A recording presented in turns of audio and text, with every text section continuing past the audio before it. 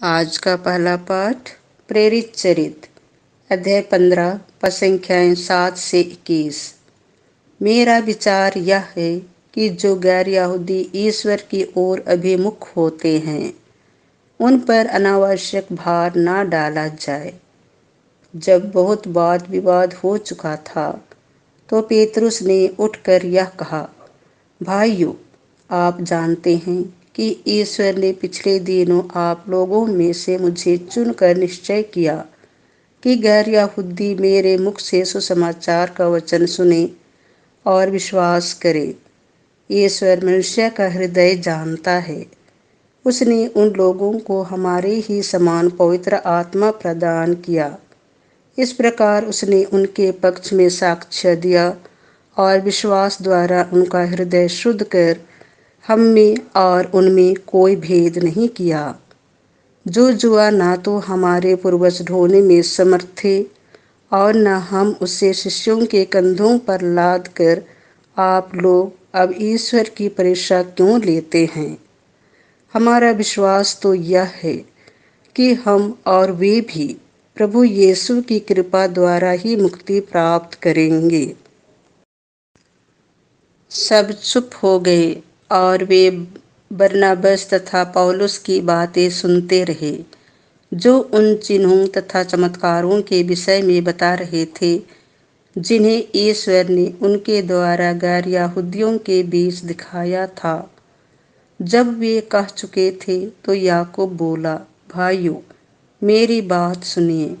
Simone ने हमें बताया कि पिछले दिनों ईश्वर ने किस प्रकार गैर यहूदियों में से अपने लिए एक प्रजा चुनने की कृपा की है। यह नबियों की शिक्षा के अनुसार ही है, क्योंकि लिखा है, इसके बाद मैं लौटकर दाऊद का गिरा हुआ घर फिर ऊपर उठाऊंगा।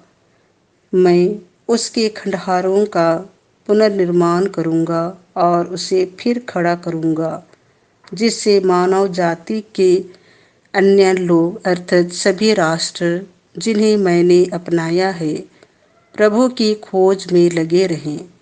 जो ये कार्य संपन्न करता और प्राचीन काल से जानता है वही प्रभु यह कहता है।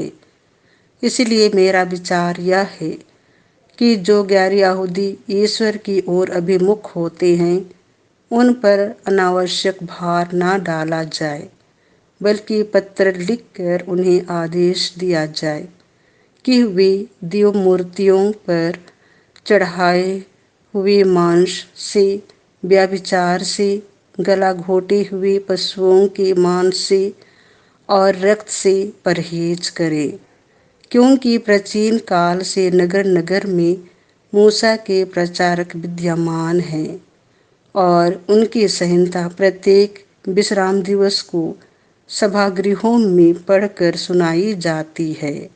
यह प्रभु की वाणी है।